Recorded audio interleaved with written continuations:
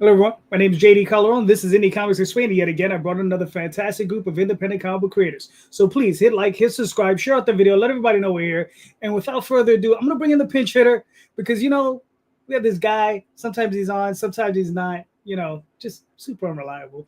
But there's some people that are really reliable. What's up, Tom? What's up, everybody? This is gonna be an interesting show because you're gonna get subdued, Tom, today. I just got back from a con, so I've been on the road for 2 hours. So I'm hoping for some hot takes to wake me up, so we can have a little tension in the room tonight. We'll see how that goes. All right, cool. Hey, who needs tension? Exactly. Hey, everybody. Randy Zimmerman, Arrow Comics, writer of The Atlantean. So, we're speaker of podcasts, whatever. Well, hello. What's up, Brian? Please introduce yourself. Yeah, Brian Wolf. I'm one of the artists on Cthulhu Invades. Right now we're doing Fairy Tales. This is the second Fairy Tales feature that we're doing. Travis Gibb and Orange Cone Productions, and we'll link to it hopefully here. You can take a look at it.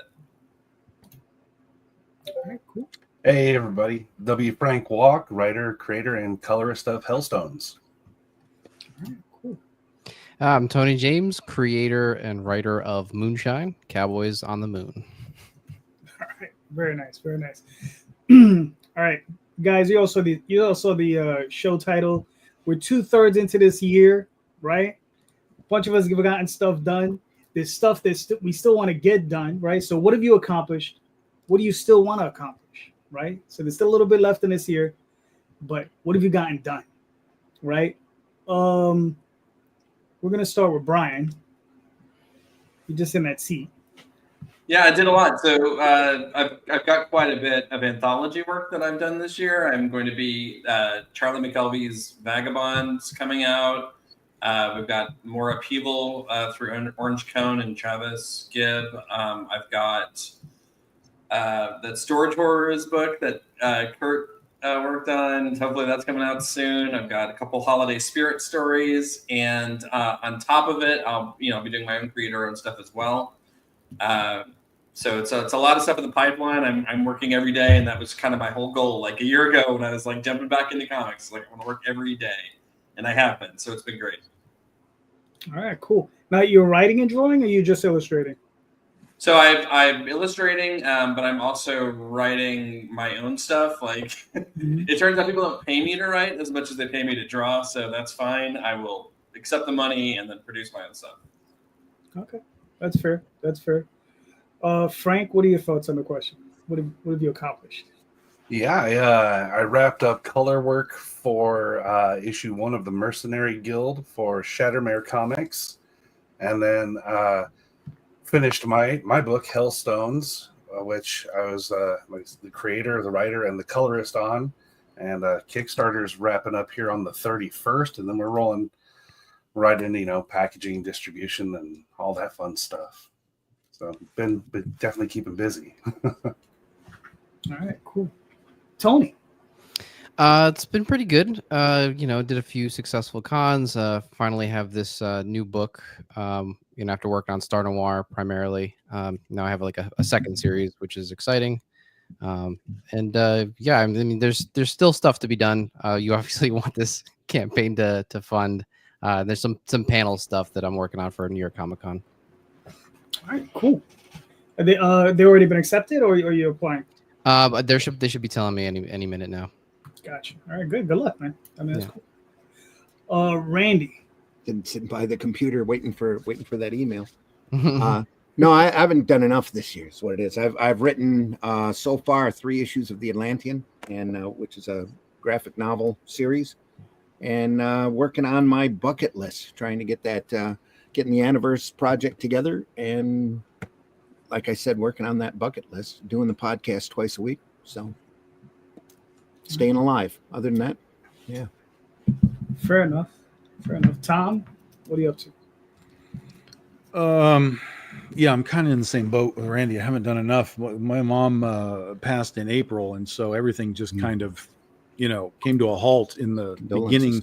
beginning months of the year. So everything kind of stopped and was reshuffled and pushed off to next year, and just everything's all over the place. So I've just been kind of trying to find my footing again as far as, like writing my scripts and getting things moving again, which we've done. We just did Penny for Your Soul on Kickstarter, which, we did like 14 grand on that, which was good. Got kind of the wheels rolling again for us. And then I have our BD 15 anthology, because it's our 15-year anniversary this year for Big Dog Inc. So we have the anthology is basically done. Art's already happening on that. So we'll be ready to go for that in October. In about 3 weeks, we're going to be launching a Kickstarter for our first ever omnibus.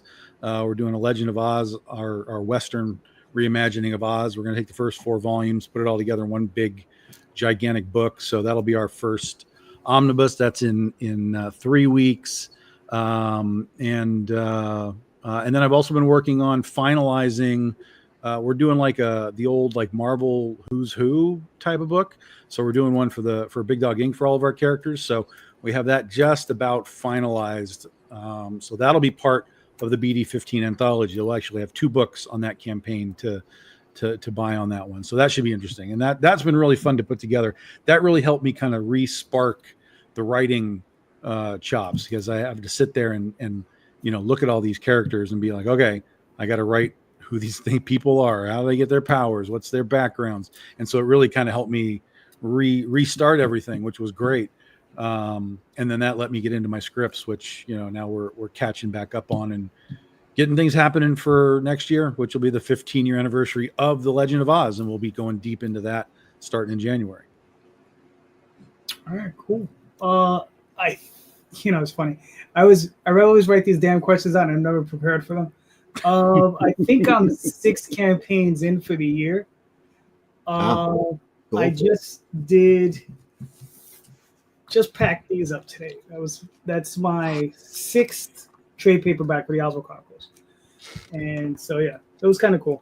So so I got that one done, and I'm hoping to launch at least 4 more times this year, get at least 1 more trade out. Jesus. And yeah, at least 4 more launches. 5 would be nice though. Busy. Yeah. But I mean, listen, the artists need to be fed. So yeah.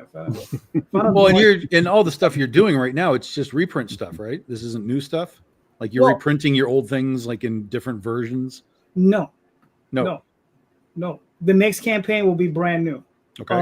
That's new stuff. But what it is that I've just I've a backstock. Like I have stories that I have been working on for the last 2 or 3 years that have just been sitting on the hard drive. They're lettered, they're finished, everything's ready to go. It's just I got to put them in line. It's just like okay.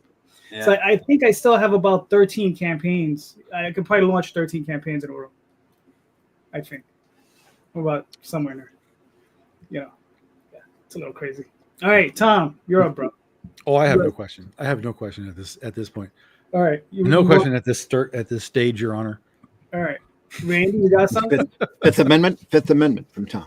Yeah. Fifth Amendment.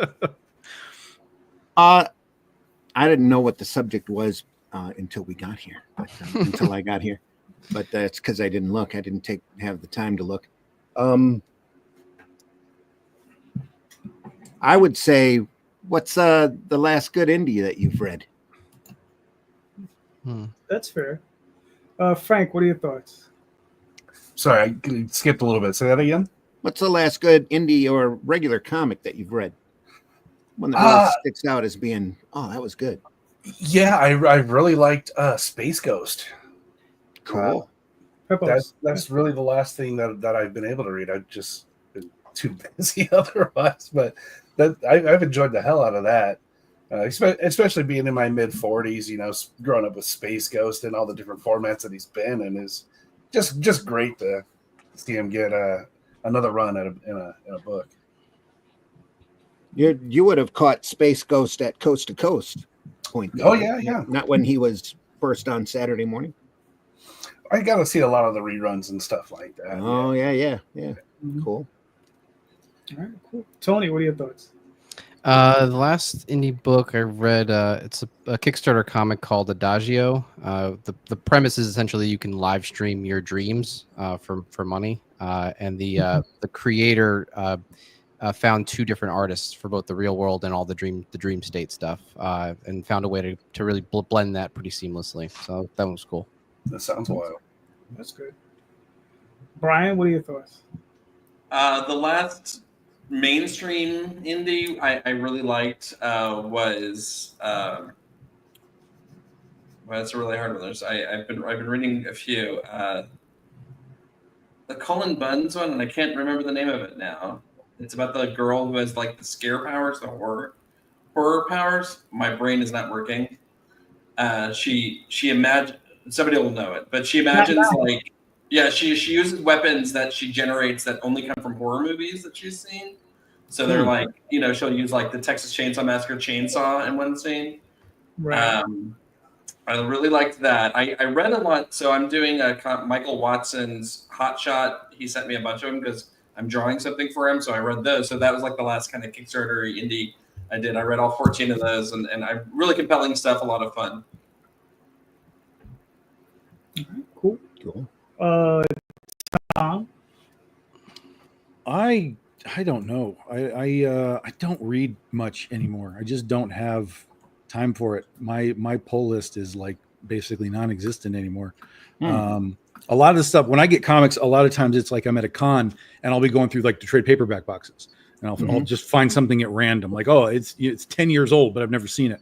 So I'll grab that kind of stuff out. So that's sort of my where I'm at as far as that kind of stuff goes. Like, I mean, this goes back to last year, just as an example.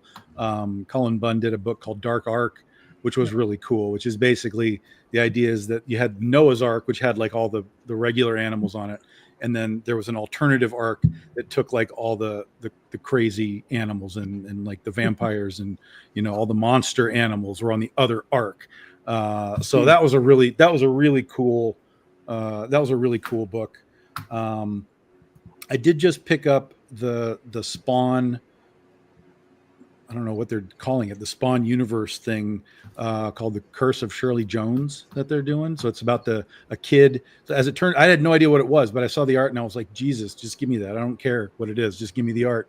But basically the story goes back to Spawn number 5, the original way back in the 90s with the Billy the Butcher, the guy that was killing kids.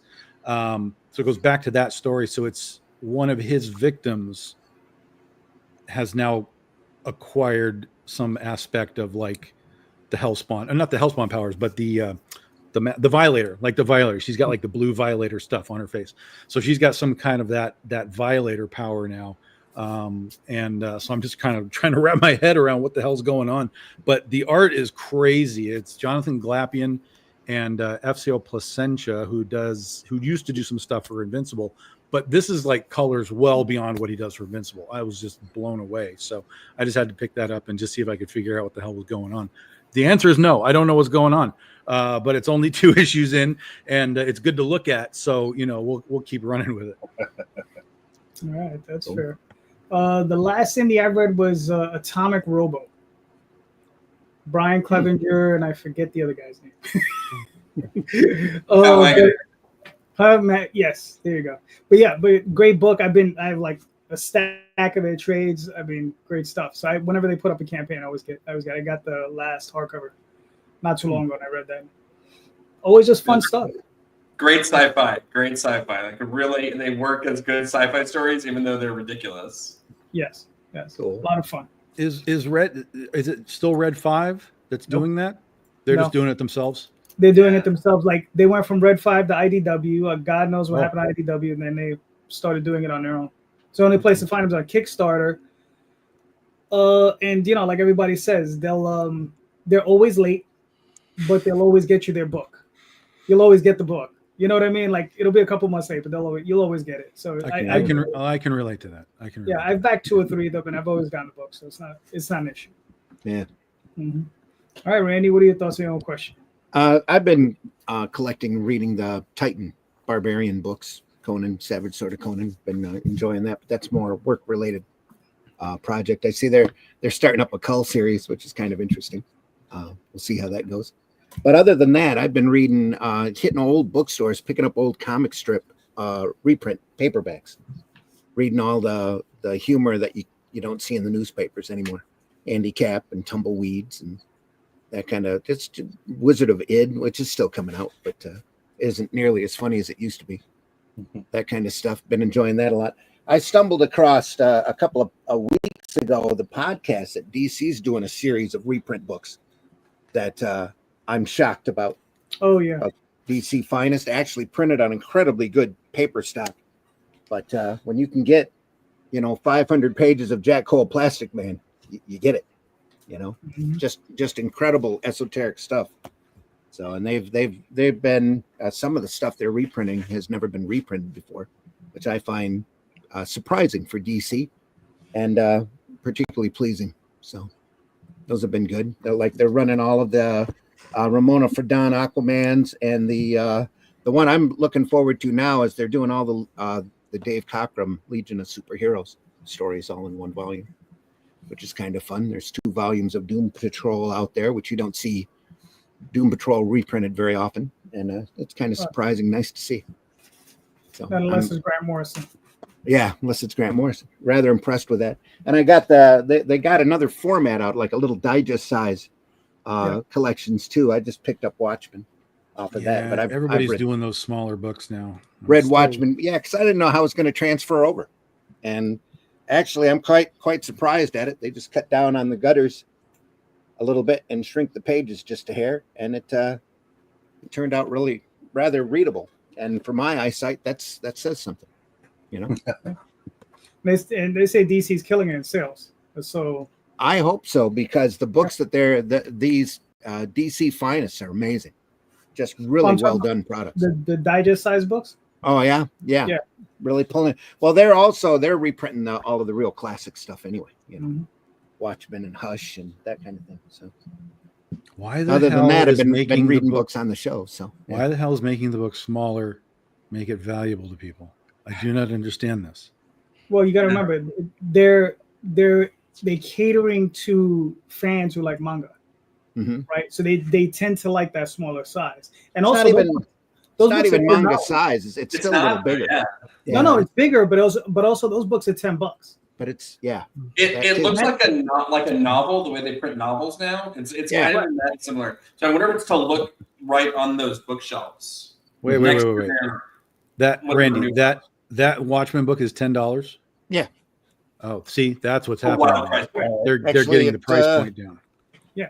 Well, they have to if they want it read. Yeah, $9.99. Yeah. Okay. That's what's happening. They're finding a way to drive the price point down, and then that's what's happening. Okay, that makes more sense. It's cool in the bookstores because you can walk into a 5 and below and pick up a manga at $5. That's newsprint, black and white. Mm-hmm. You can pay $10 and get this in full color. Right. Yeah. As long as he's still hanging that blue dong, right? That's what matters, right? With that Watchmen book. Hanging the blue what? Oh yeah, there you go. Yeah, it's all there. Hopefully Took me a second. Yeah. Absolutely. But again, like I said, they haven't reprinted Jack Cole Plastic Man in that's really cool. Yeah, I would definitely read those. Or like Metal Men, if they come out with that, they haven't done Metal Men yet. Teen Titans during the Perez years, Superman early. They got a whole Peters Wonder Woman book with Moulton and Peters, right when she was at the high point of the fetishism. Green Arrow Long Bow Hunters. There's a mystery book, a war book, a Western book coming out. It's really sweet. Short story collections. I was really impressed by it, and something DC and really Marvel really desperately needs to do it too. Marvel's done a little bit with their Epic collection stuff, but it's nice to see there's somebody up at the DC offices doing reprints that actually cares about the crazy oddball material. So there seems to be a return to that. It found its way into Superman, didn't it? Like you're right. Somebody is pushing this stuff. Yeah. Metamorpho and Crypto and absolutely. Yeah. All right, Tom, you got any ideas or should I go? No, go ahead. All right. Here's one. This is a process, right? So when you write, what tends to be your first consideration? Character, plot, dialogue, scene, page breakdown, etc. What is your first consideration when you start writing? When you sit down at that page, what's the first thing you're considering? I think we're up to Tony. The ending. I kind of figure out what the ending is, and I tend to just work backwards from that. Because I kind of want to have the last moment or the pivotal moment be the thing that really grabs you. So just having the whole story sort of build to that, have that all connect and work. Okay, that's fair. I mean, I use the same thing. So. Mm-hmm. Brian, what are your thoughts?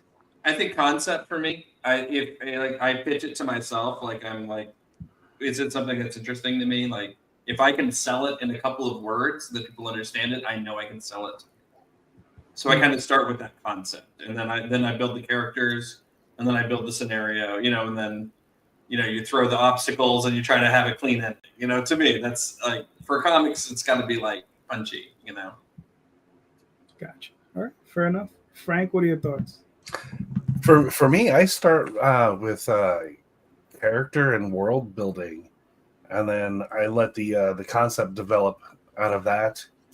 And then I think that just stems from being like a forever DM in Dungeons and Dragons.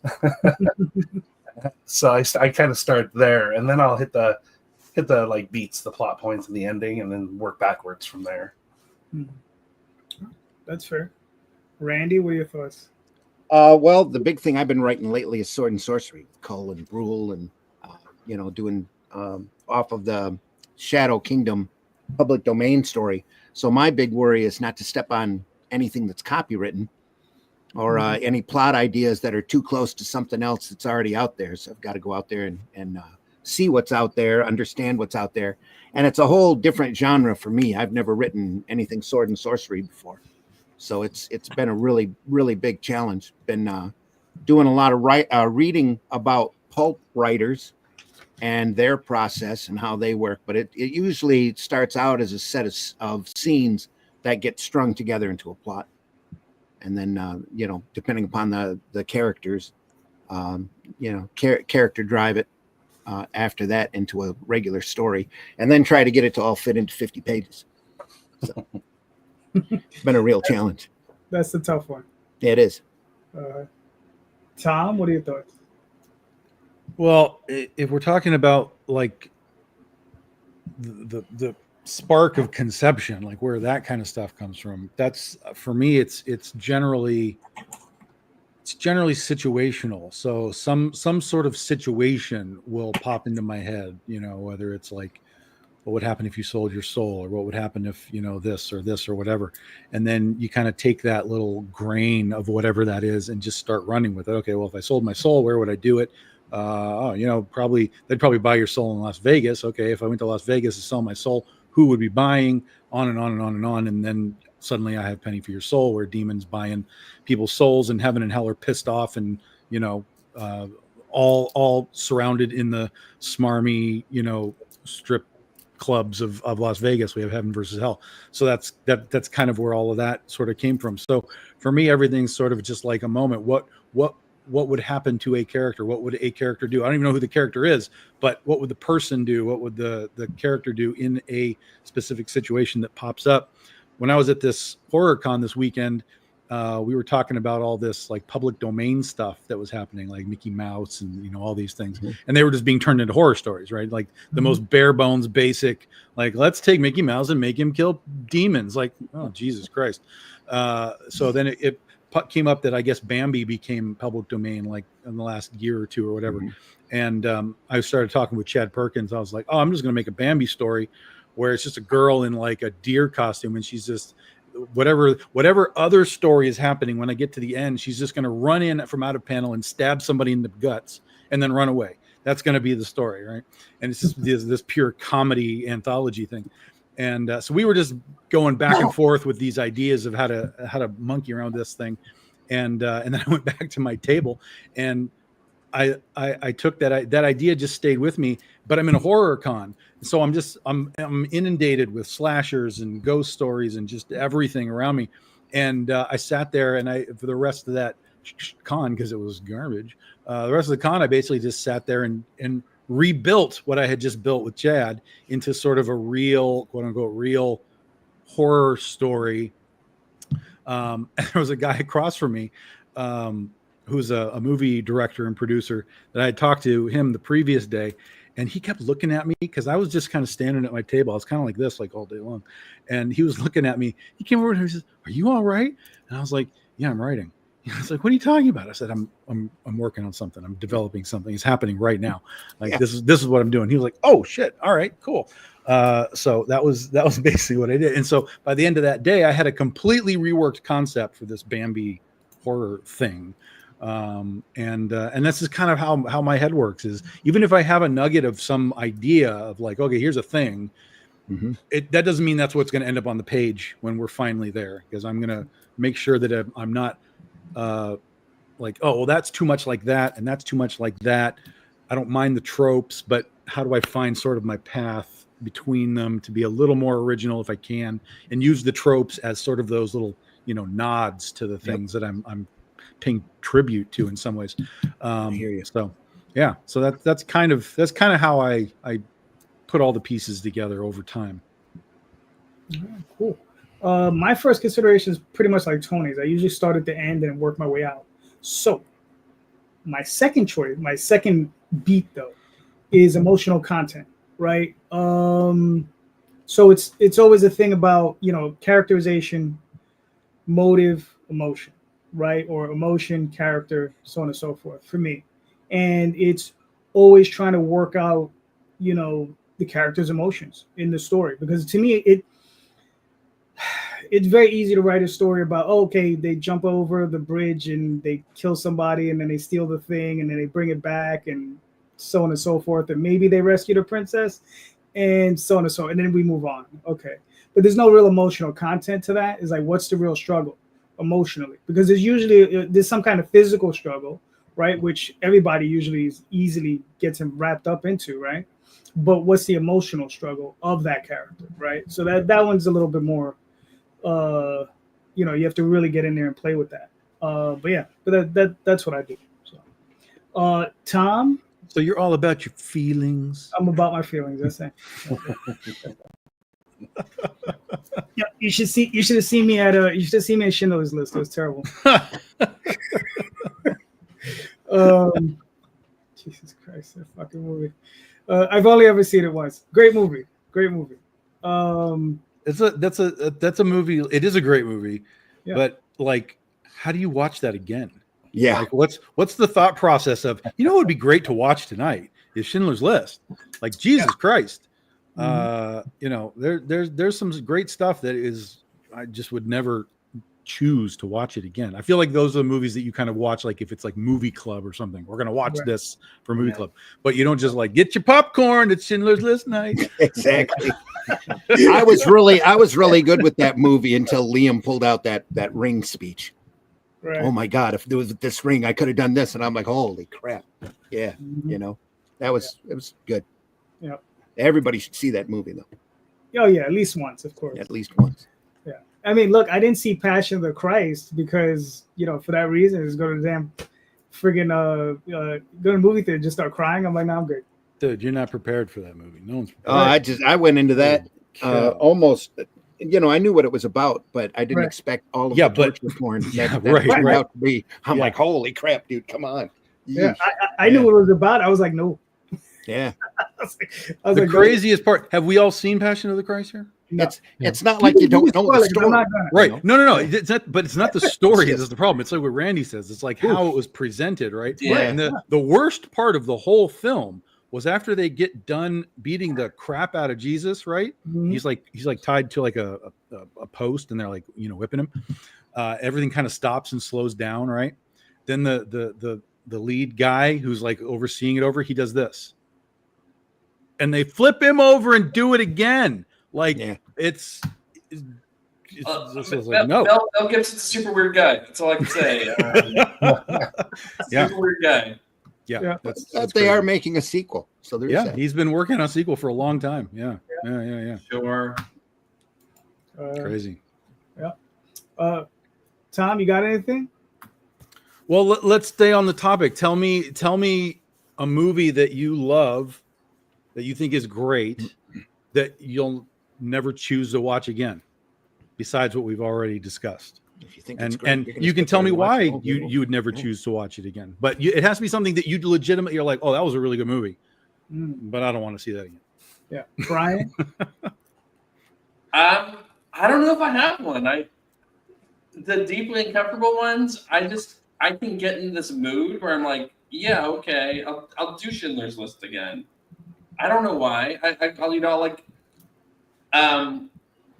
or like a movie like Dogtooth, or like you just get in these weird moods, or like like any John Waters movie. You watch it the first time, you're like super weird, and then you're like I probably never want to watch it again. But then like years later, you're like, okay, I'm gonna watch it again because maybe now I'll see the thing in it. I'll understand the shape of it more, and I'll sort of get it more. Maybe I'll be cooler now, or whatever it is. So like, I get in those moods, or I just want to know, am I different now? Will I approach it different? So to me, there's nothing that I probably would never watch again. I found that John Waters movies are usually best enjoyed recreationally enhanced. Yeah, that's For probably sure. true. Yeah. Frank, what are your thoughts? I'm still noodling over it. I don't know. Very much like Brian, like there's not much that I wouldn't revisit. But I'm thinking like movie that but like, so here's let's clarify the question. It's movie night. You have your popcorn. Are you watching Schindler's List? Like, is that the choice that you want to make? Or do you kind of say like, don't want to really be that guy tonight? For me would probably be like Rocky Horror Picture Show. Okay. Which is weird. Like I feel like an outlier on this one with like all of my friend groups and pop culture. Like I think it's great. I think it's wonderful. I've watched it, enjoyed it. I think it's great for what it is, but it's just never something I'm in the mood for. It's never a go-to.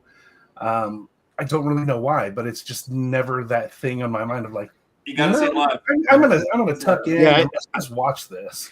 I can't watch Rocky Horror at home, but it's definitely a theater movie. You gotta watch it with the crowd. In the theater, I think I've seen it like 35 times, but at home, no. Yeah. There's no sense. It's a crowd reaction film. Other than that, there are parts of that can be pretty in dope. college. I sold drinks. I served drinks at a theater that only showed it like every Saturday, Sunday night. Like, So I would serve drinks to these awesome crowds, and then like all the people serving drinks and all the people would get up on stage and do the time warp and do all the stuff. So yeah, I'm very versed in that movie, and I know like the lines in between the lines you're supposed to know. All right, cool. Tony, what are your thoughts? Probably Requiem for a Dream. That's a great Aronofsky film. It's an even greater anti-drug PSA. Watched it once, and I was like, great, respect it, love the acting. Not gonna come back to this. But that soundtrack though, like I used to put it on to draw. Just I don't care what was the screen. Kronos Quartet just playing those that music. I would just draw to all the time. Yeah, that one's a rough one. Yeah, that is a rough one. The mom, like inadvertently getting addicted to speed pills is like forever etched in my mind because it just seems like such a real thing that has and will happen, and it's just heartbreaking and disturbing. Oh man, I'm gonna have some crazy dreams tonight now. Thanks. Randy, what are your thoughts? The movie that comes to mind for me is Man of Steel, because the whole back end of that movie is nothing but disaster porn, and I, in my opinion, very unnecessary. But you liked Man of Steel otherwise? At the time, I thought that, considering the situation, especially with modern comics, that was the only thing they could really think to do with Superman. Unless you go and it's nice to see the sea change that Gunn is heralding with Superman, because they're going back to realizing that superheroes don't have to be totally realistic, and that's a good thing in my opinion, because there's nothing, like I keep referring back to Plastic Man, there's nothing that is more comics to me than a good Silver Age story with a little bit of whimsy in it, or even those old 50s Superman and Batman stuff, there's been decades where that material's been just totally dismissed. C.C. Beck, Captain Marvels are also a big example.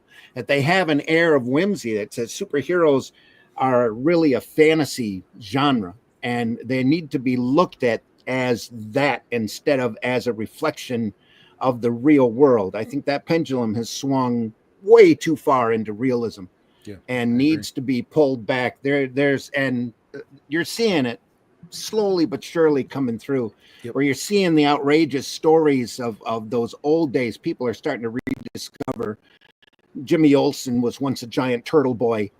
Batman and Robin went to that circus on Mars and ran around with a dog named Bat-Hound, and dealt with Batmite and the proper pronunciation of Mr. McSpittlick, that kind of stuff. There's been a desperate need for more whimsy and more lighthearted entertainment in superheroes, and it's nice to see it coming back, maybe over into that area again, because superheroes should be entertaining first. I don't want to Stan Lee always made a big deal that the Marvel comics were the world outside your window. I don't want to see the world. If I want to see the world outside my window, I'll go over to my window.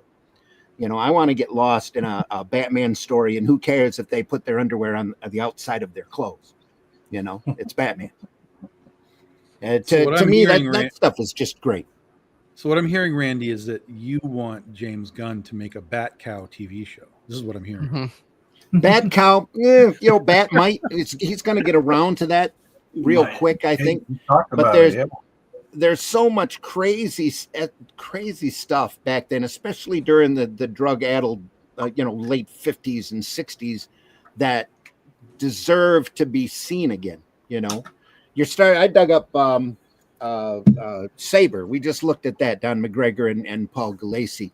That's some pretty crazy stuff. You go back and you look at the Steranko Nick Furies. That's not realistic at all.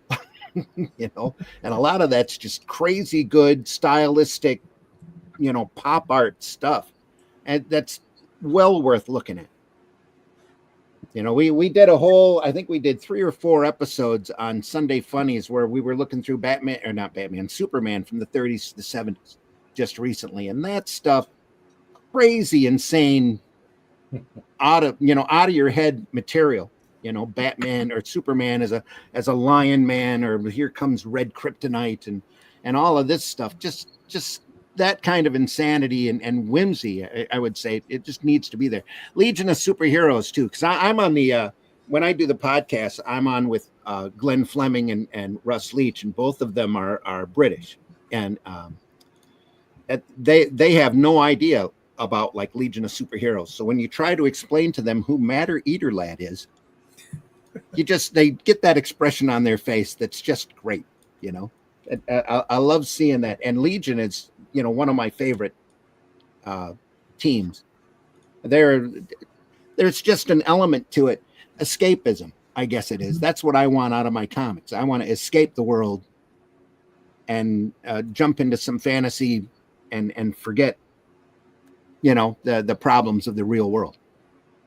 And it's nice. It's nice to see some comics kind of starting to go back to that.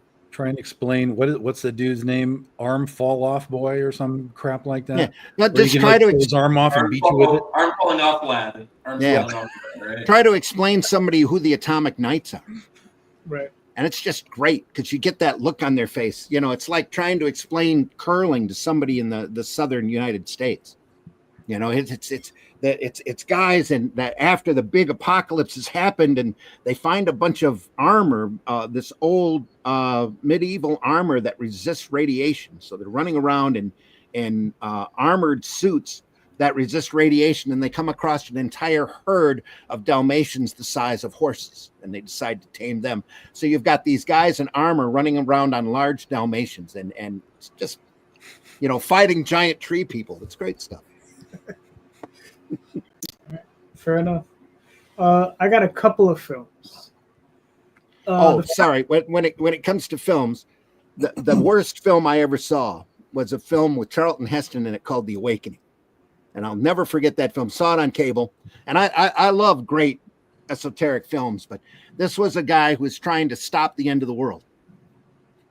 There's this big prophecy going on, and they figure out what the prophecy is, and the world's going to end, and they fight to keep the world from ending. And at the end of the movie, they lose.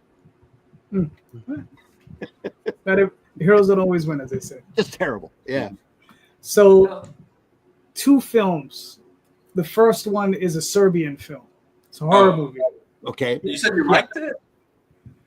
That was the question, right? I respect it as a good film. Okay. Because the thing is that I saw it and no, I don't like it. But the version that I have has an interview with the director afterwards. And that clarifies the movie because it explains everything that he did in the movie. He says everything that happened there happened during the Serbian War. I believe it. Everything that occurs in that movie, he says, occurred during that period of time.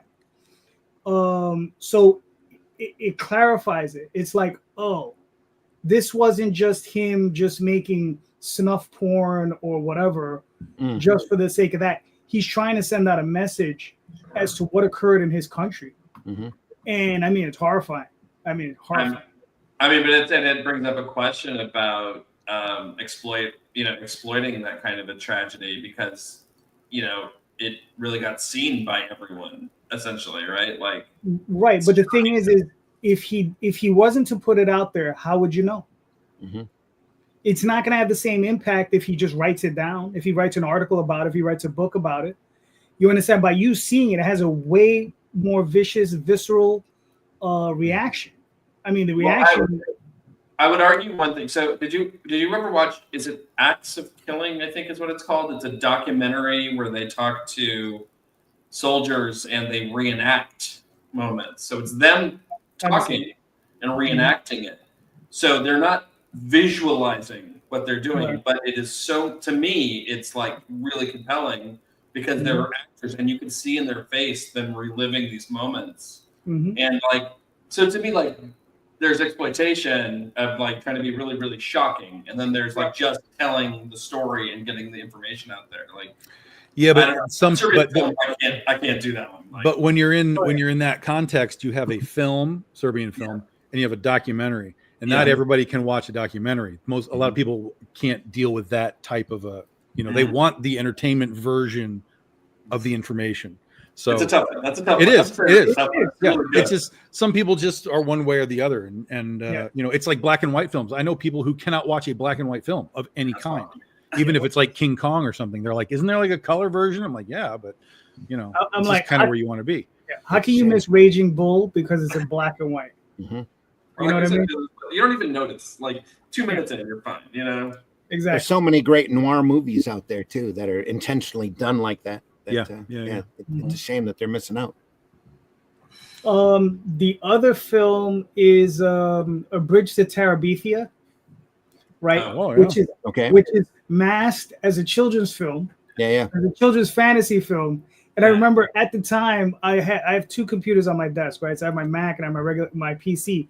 On the Mac, I would play movies, and I was playing online poker, and I would play 5 tables at a time, and I would watch TV while I was doing this, right? So I'm playing poker very fast, and I'm watching this movie, and I'm sitting back and I'm like, did that just, and I was very happy that I didn't get to see the movie. I'd have been in tears, if I wasn't distracted by playing poker, and I was just like, oh, this movie is brutal. I was just like, how is this a kid's movie? It's like the My Girl of the Last Generation, right? My Girl hit, man, that killed me forever. Yeah. Watership Down. Yeah. Tom, what do you got? So there's one that comes to mind really quickly, but what in the generality of this answer is I struggle with a lot of movies that have animal cruelty stuff in it. Even if it's a good movie, it's hard to watch that scene. God damn, I don't want to see that again. And so the one that popped into my mind right away was, I don't know if you guys have seen this Spielberg movie from World War I called War Horse. Yeah. It's basically the story of the horses that they use to like drag the tanks around and all this kind of stuff. And it's a fantastic movie. It's unbelievable. I mean, it's Steven Spielberg. It's fucking amazing. Yeah. But particularly this one horse who's your star essentially through the whole film. I mean, he is just getting his ass kicked. There's other horses that are like dropping dead left and right. Like it's like a war movie, like Saving Private Ryan, but for horses, right? With horses. It's really crazy and intense, but it's so good. And I have the Blu-ray, and every now and then I'm like, oh yeah, I should watch War Horse. And I'm like, I'm not going to watch that. Like that's not going to happen. Like, what am I doing? That's crazy. You watched that last scene, right? Just watch that last scene where he like that's the moment, the victory, right? The victory, like, yes. That's it. Yeah, just watch the victory and you're fine. Yeah, it's good. So it's really, really good. But so there's stuff like that I struggle with, and I really haven't seen much in the way of those films a second or third time down the line. And then the one that has become sort of like a bummer, and it's just sort of it got me. I can't watch. I want to watch, but I can't watch The Exorcist anymore. It has so. I have trauma with this movie going back to when I was like 8, and I saw it on TV in the pitch black basement, and it was like, this was not a good thing. So I have a lot of trauma. When most young kids get to see that film. Yeah, but I was not prepared for what the hell I was watching. I just turned it on TV and it was there, and I'm like, oh, what is this? And suddenly there's demon statues and spinning heads, and I'm like, what the fuck is happening? So years and years later, I got to finally see the whole thing, like the VHS, and then it was re-released and so on and so on. But they put out a steelbook a few years ago, and I was like, oh yeah, let me get that. I don't have that on my collection. So I grabbed the steelbook. It just sat in my collection for a while. And then one night I was late, and I was like, all right, I'm just going to mellow out. I'm going to watch a movie. I'm going to watch The Exorcist. So I pop it in. It's probably 11:30 at night, and I'm just watching it, and I get to I'm in the opening scene with Father Marin, and the clock's all tick. And I'm like, no, I'm going to bed. This is not a nighttime movie anymore. Yeah. This is a lunchtime movie. All the lights have to be on, the sun has to be out. Yeah. I love horror movies, and I will watch them, but honestly, it's gotten to the point where I'm only watching them during the day if it's really good. Yeah. If it's gonna get me. So I get that. Well, I was wondering. So the question was a movie you liked but would never watch again, and I realized as we were talking, I'm never gonna watch a Woody Allen movie again. I'm just never gonna do it. And I loved his movies, and I watched them all the time, and I'm like, I can't unwrap it from my brain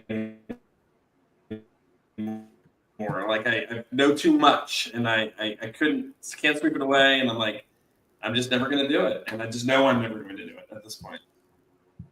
So, what's funny is I don't think I've ever watched a Woody Allen film.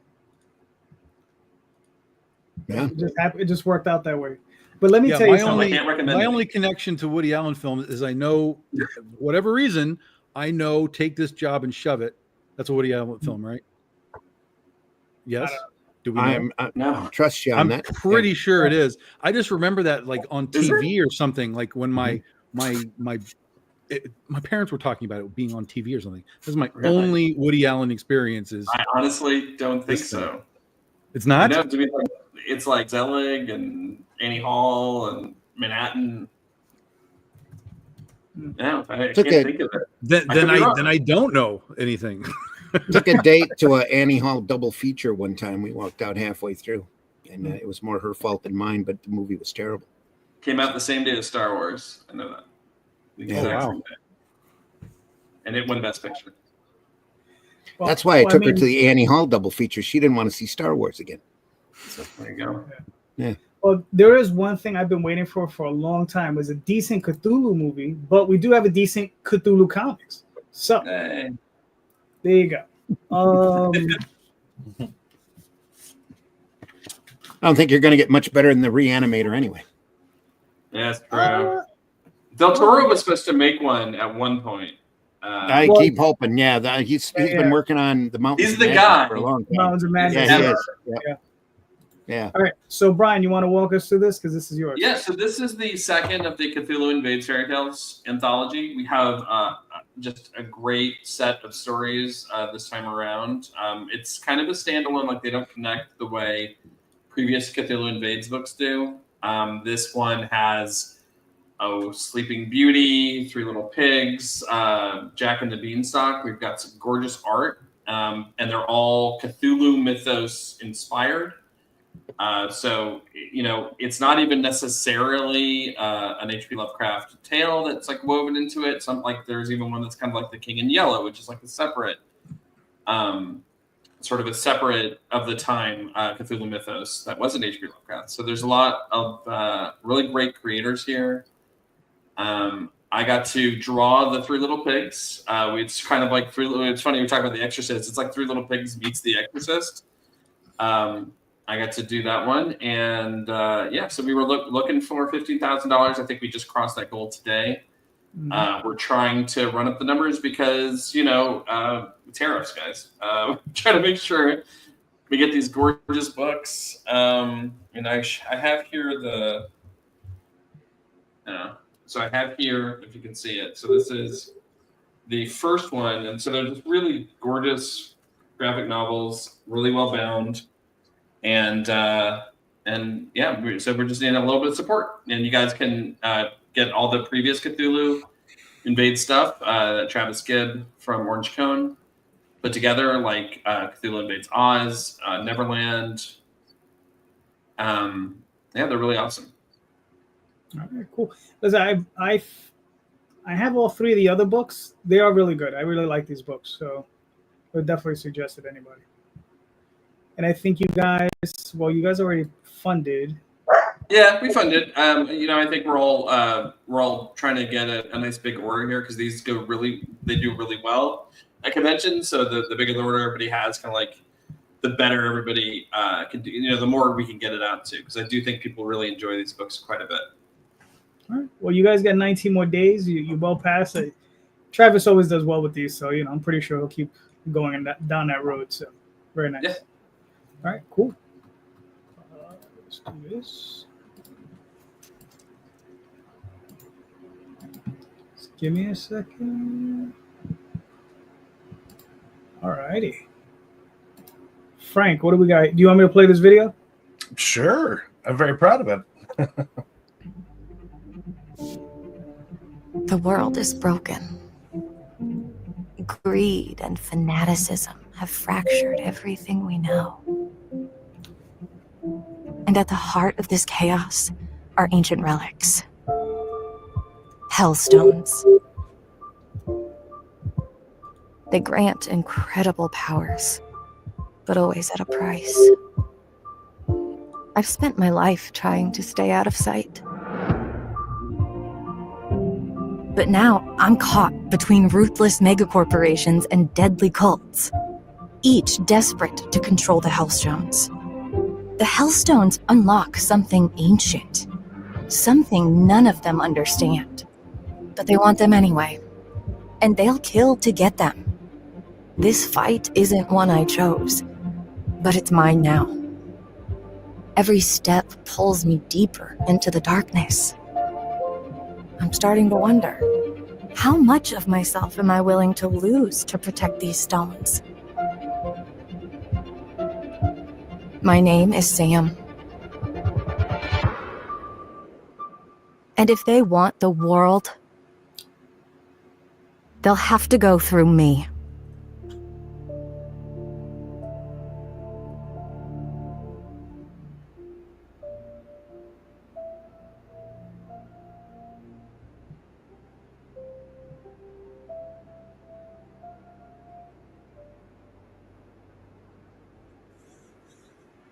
All right, cool.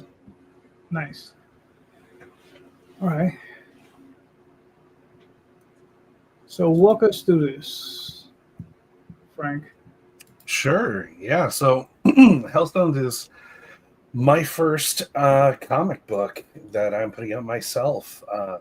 It's a gritty supernatural action series that explores the dynamics of power and corruption and what it costs to do the right thing when the world's burning down around you, and how much of yourself are you willing to sacrifice for your perceived greater good.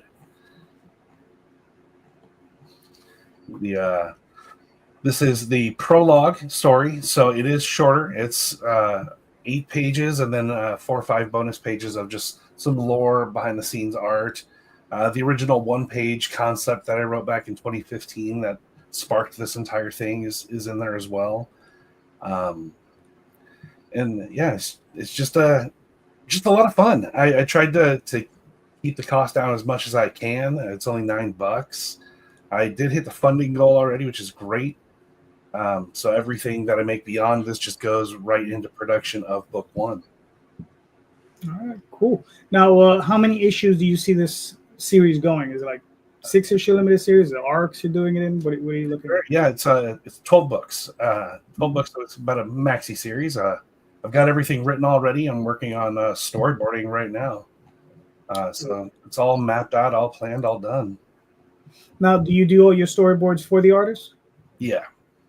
Gotcha. Now, how does the artist feel about that? I do intentionally say this is just a guide. Okay. So as long as you're not too far off the mark, I want you to be able to express yourself as an artist and put your spin and your touch on it. Feedback and collaboration is very important to me as well. So there's nothing that's really too hands off or too taboo as long as you're staying within the pocket. Okay, cool. And then how does it feel coloring your own book? I love it. I love it. You know, as a colorist, on someone else's project, you're always beholden to, an editor-in-chief or a creative director or something like that is always going to have their opinions, and your opinions might differ here and there, and you might butt heads or might have to swallow your pride. Not on your own project. Then that's so great to have that freedom. It's liberating. All right, cool. Did you also do the lettering? Yes. All right, cool. I did everything on this aside from the line art. Okay, cool. Do you have him ink it, or is he just doing pencils? No, he's inking as well. He's inking. Mm-hmm. Nice. Now, how long did it take you to find the artist? I would say I vetted a bunch of different artists over probably the course of almost a month. So it wasn't very long. I knew exactly like what I was looking for out of an artist.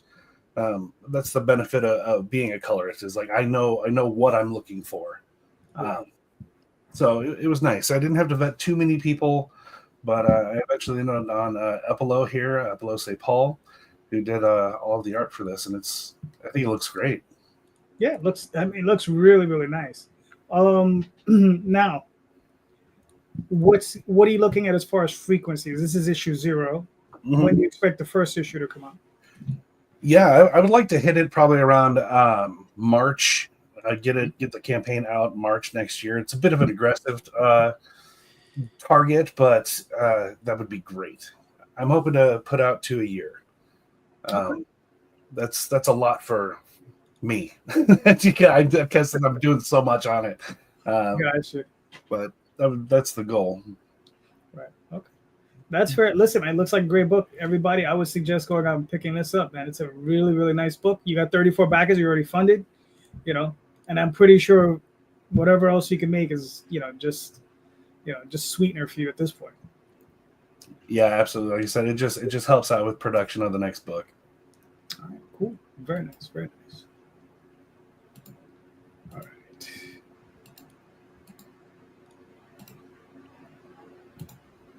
All righty. Tony, do you want me to play this video? Yeah, go for it. All right, cool. The Moon, a desolate frontier. Wade Gallows, retired rover, a man haunted by his past, lives a quiet life in the remote town of Calderon, but fate comes a-knocking, as it often does, a chance to ride to the far side to save the moon's energy. The deal isn't without strings. His beloved ranch of chargers hangs in the balance, should he not comply. Caught between the life he's built and the one that still lingers, Wade takes on his suicide mission. He recruits his old posse to brave the moon's many challenges. Rival gangs, aliens, deadly moonquakes. All the while, karma nips at their heels like a cruel mistress. The past never stays buried for long. 5 rovers, 1 scientist, riding into hell's depths to ensure Luna's survival, by hook or by crook. Moonshine is penned by Mr. Tony James, a writer of sorts, a lover of westerns and science fiction. Writing alongside him are his three compatriots, experts in what they do best, just like our rovers. And heck fire, take a gander at those rewards. The exclusives won't be sitting in the saddle for long. Keep an eye on the add-ons as well. Stake your claim with these additional items. Get a move on, cowpokes. Back Moonshine today. It's time to ride like the devil's chasing you. Nice. Like the airport on the Yeah. You always do a good job on those videos. Oh, Like them. thank you. So this is Moonshine. This is about it's a western that takes place on our moon. I wanted to do something other than Star Noir for a change. So this kind of like takes my love for westerns like The Wild Bunch and Tombstone, and I have a great reverence for the dialogue in like the TV show Deadwood. So take that, combine it with my love for all things space and aliens, and then here we have Moonshine.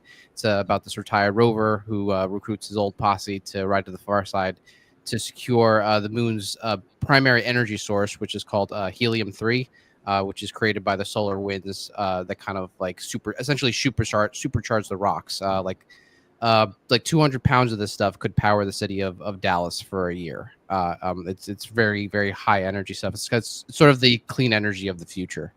So I figured I would build a traditional Western around that and fully commit to the lunar setting, which is pretty inhospitable. It's a lot closer to being in the Antarctic or at the bottom of the ocean. So there was exhaustive research that went into it. All of the physics, the temperature spikes. There's 4 different moonquake types that happen.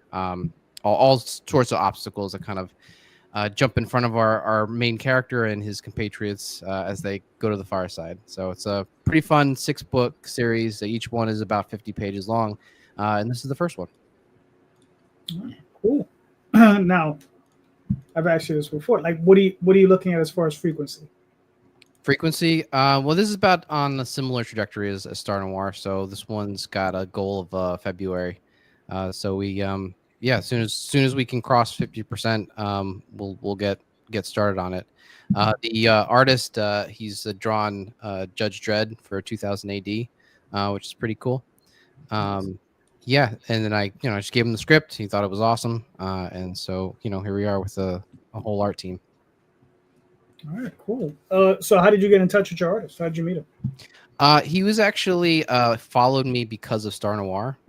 He had liked a bunch of the artwork, and his name is Luke Horseman. So when you're looking for a Western and you happen upon an artist named Luke Horseman who's also very talented, you feel like it's very kismet.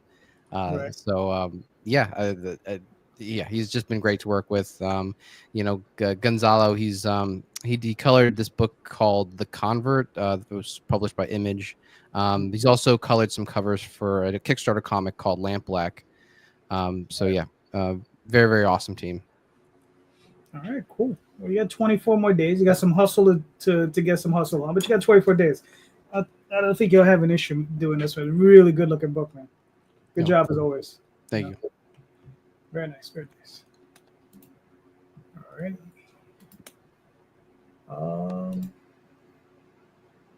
Randy.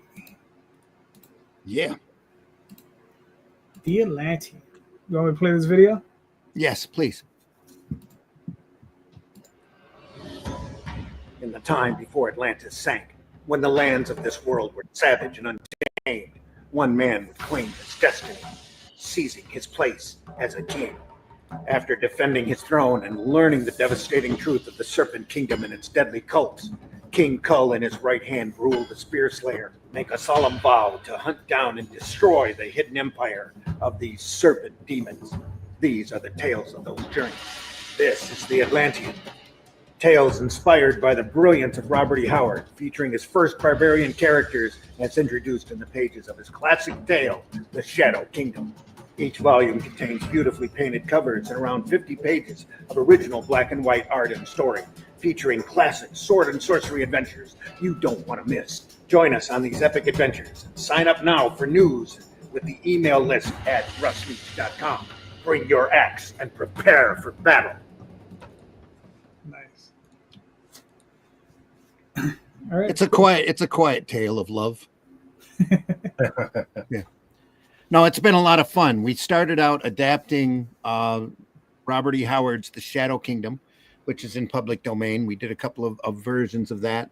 There's a beautiful hardcover that's available on that. And then Russ, who has a deep love, very deep love of John Buscema's work and Savage Sword of Conan, wanted to continue. So we took the characters and started sending them off, the two main characters on their own adventures.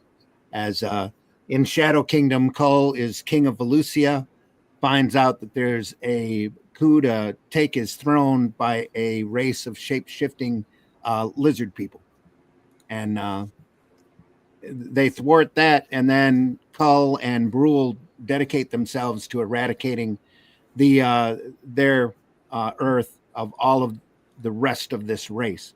So they've been out tracking them down, looking to completely wipe them off the planet. And these are their adventures. It's kind of a on the road type series, but it's been a lot of fun to do. Like I said, I'd never written sword and sorcery before, so I had a lot of learning to do. And the first one, the first volume we did, we were kind of getting our feet wet, and the second one, I think we really tipped it off well, and the third one builds on the other two, and we're just going from there. I'm scripting the fourth one now. I've got the fifth one plotted, and I've got little scenes already together for the sixth. So, and then Russ has come into it just amazingly, and he gets better with every volume that he does. Russ has got experience with Doctor Who Monthly, and it just got off of doing a run of Batman for Panini over in Europe. And so he wanted something that he could do that, he could really get his teeth into. Loves Savage Sword of Conan. That's why our books are a little oversized. They're what they call in Europe A4. It's magazine size. We try to get as close to the feel of an old Savage Sword of Conan as we possibly can. But it's still printed on nice white paper. And like I said, Russ has just been knocking it out of the park, doing some great, great stuff with it. Cool. And your target is what, 4 books a year? 3 to 4, depending upon Russ's workload. Oh. So we're going to have 4 out this year, if you count all the production time we did in 2024 for the first one. Mm-hmm. So more realistically, it'll be 3 a year. Gotcha. Each book is at least 50 pages. I think this one is 57, 58 of comic art, and then the rest is filled out with articles, a letters page, an editorial page. There's a couple of little strips and pinups, and to fill out the rest of the volume. We try to make the campaign book different from the regular retail edition. We're offered retail through Critical Blast that has just a slightly altered version of the book, because we want to thank everybody who's works on the crowdfunding campaign, make sure they get something special. So each special product with this particular campaign, if you see right there, we're offering an omnibus of the Shadow Kingdom in black and white, as well as the first 2 Atlanteans bound together into a book with that great blue wraparound cover there that Russ penciled, that Renzo painted. It's one of the favorite covers I've ever been associated with. I just love it. Cover is great. And it's a lot of fun. It's sword, sorcery, a lot of action, great. I want to say great stories, but the best stories in this genre I can possibly do. It's fast paced, and I just am having a ball doing it. It's been a real learning experience while I've been on it. So I've really gotten a different appreciation and a deeper appreciation for writers doing this. So what did you find to be the most challenging thing in that process of writing? The big thing is coming up with a great story that moves fast with interesting characters that you can fit into 55 pages and not be telling this long, multi-chaptered epic. Each issue is designed to be enjoyed individually, but if you read them all together, there is a solid storyline. Gotcha. All right, cool. Now, so this is in public domain. Shadow Kingdom's in public domain. Okay. Cull and Brule the Spear Slayer is in public domain. We don't have Cull on the cover. We're not using any type of trade dress or trademark that we think might infringe on Howard's estate. But we had been told, I didn't get to get down there to Texas, but they have a Howard Days down there in at Cross Plains, where Howard's hometown, where he wrote the majority of this material. We were all over down there. From what I hear, there were copies of the book all over the place down there, which really makes me proud. And I hope people are enjoying it as much as Russ and I are in putting it together. Does Conan go into the public domain anytime soon? I have no idea. Conan goes in like 3 or 4 years. Everything that's 1930 or before that was printed in 1930 or before is in public domain. And for Cull, that's only two and a half stories. There's kind of a team up story that goes into public domain. I think it's in public domain where he crosses over with Bran MacMorn.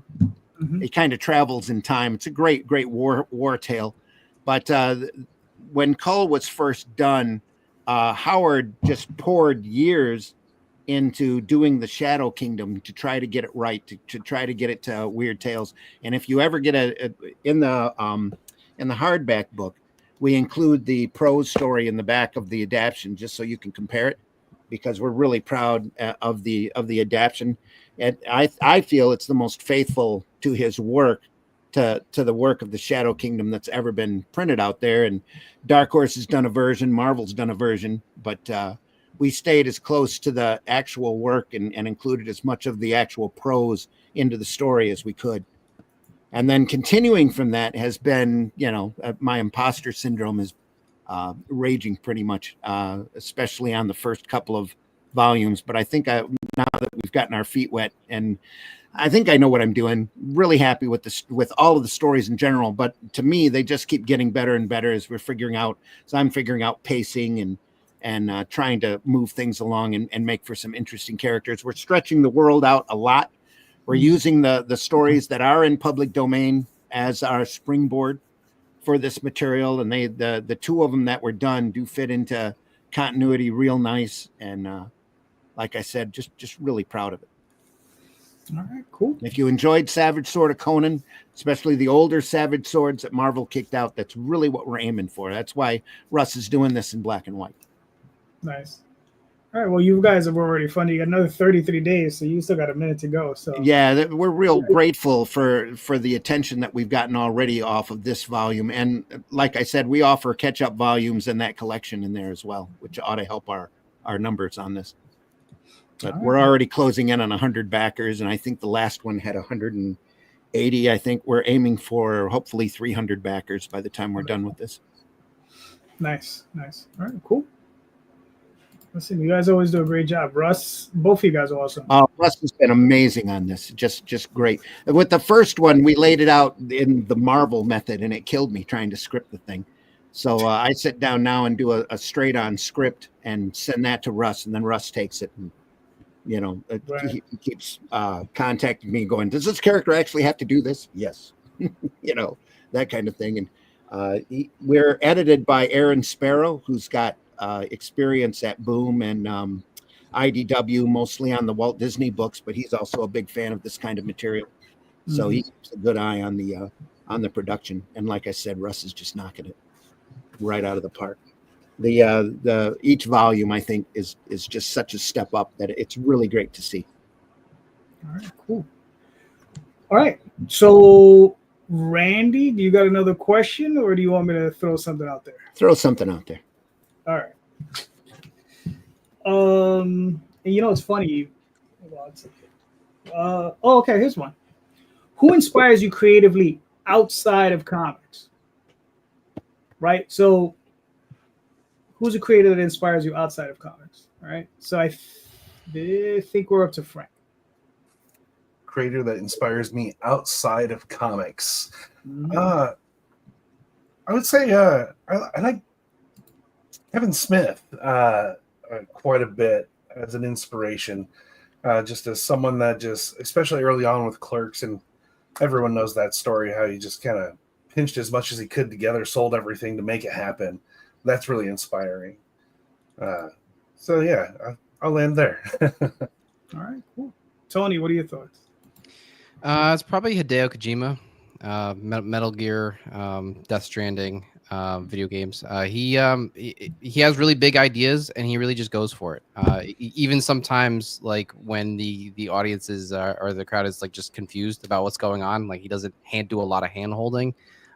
Yeah, he just has big ideas, fully commits, and I really appreciate that he really just goes for it, and I take inspiration from that.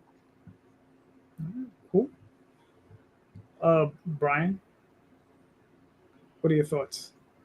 I think it's a really interesting one. For some reason, I gravitated towards TV, and I don't know why. But Mike Flanagan is a director and writer of House of Haunted Hill and a bunch of other great TV shows. He also does movies, but I think his work is really good. His adaptations are really good, and he's always looking for those emotional beats in the middle of horror. And I want to write like that, honestly. Okay, that's cool. Randy, what are your thoughts? Lately, it's been the old pulp writers, Shadow and Doc Savage. And I've gotten a couple of books on method and essays from different pulp writers over the years and how they meet deadlines and make their structure, that kind of story structure and that kind of thing.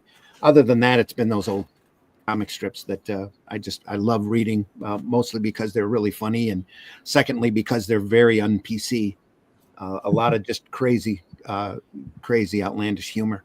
TV, there's really not much I'm watching at the moment. Strange New Worlds, maybe I've been following lately, but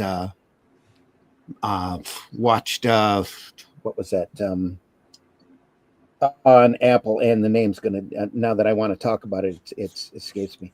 The Ted TV show probably is what you're talking about. Ted Lasso. Ted Lasso's all right. No, Ted with the Ted. bear. Oh yeah, well that's kind of funny. The slot machine, the Ted slot machine is a lot is really really good, but you can't find that anywhere. That's a lot. If you get a chance to play, if you like slot machines, it's hilarious because he's sitting on a couch scratching his crotch and jumps off of the couch and bangs the reels with a bat and shoots it with a Flash Gordon ray gun, that kind of stuff. But I don't know, a few movies here and there, but mostly it's Howard and his writing. I got the entire set of Weird Tales digitally, and that's been a lot of fun to go through here and there. I haven't gone through a lot of it, but it's been good. Just trying to get into that vibe, and maintain it. That's been the big thing for working on the Atlantean. Other than that, it's just reading fun stuff, going back and reading the old comics and going through it on the podcast, that kind of thing. Gosh. All right, cool. Tom? So this is weird because I've been sort of vibing on a couple of guys who I don't particularly like what they do, but this is what it makes no sense at all. I like little bits and pieces of what they do, but for different reasons. The first is I've been really kind of on a deep dive of Quentin Tarantino. I've seen his movies. There's like two of them that I like, but it's more like the journey of Quentin Tarantino, like his from his start and the stuff that he's done himself, the stuff he's done for other people. But really specifically is just so everybody knows, the two that I like are Inglourious Bastards and Django Unchained. Those to me are his peak. But what I really started to like, and this is where I kind of recognized something was going on, is I watched a movie that he did called Death Proof, which is a fantastic concept. I love the concept. I'm like, I'm going to watch this movie. And then I watched this movie. I'm like, this is the stupidest, most horrible fucking movie this guy maybe has ever made. But throughout, what did work for me, and this is where I started to like having to kind of rationalize why do I like this, is it really showed me his dialogue skills, because the whole movie is just dudes sitting in a bar talking to each other like for an hour before anything ever happens with the Death Proof car.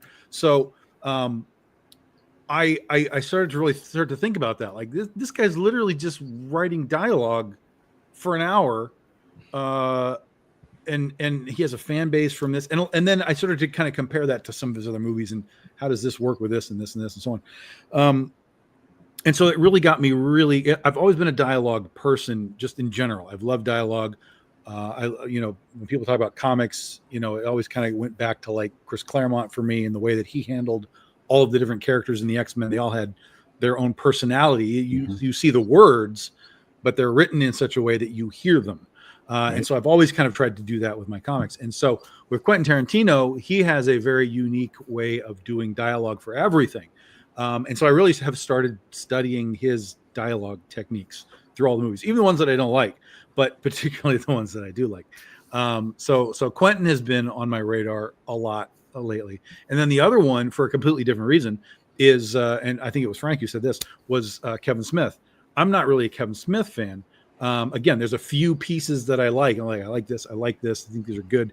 But going back to what he said was that inspiration of like, let's make a movie, right? Because that's kind of where I'm at right now. I'm very much at a point where it's like, let's make a movie. And I've been kind of putting my toes in that, that pool for a little while, trying to figure out like, okay, can I do this? Is there a Kevin Smith methodology in me, or do I literally have to go get a director, what can I do myself versus what do I have to pay people to do? Scripts and, all this kind of stuff. So I've been really doing deep dives into filmmaking, but I've also, the parallel to that has been, okay, what was Kevin Smith's sort of ride? Because Kevin Smith had a bumpy ride. Clerks came out and blew up, and then Mallrats came out and he'll tell you almost destroyed him. So, and then it's just been kind of this roller coaster forever. So he's an interesting guy to watch on how he managed to maintain himself through all this stuff and eventually, become who he is. So those are kind of the two guys that are sort of in my creative radar at this point. All right, cool.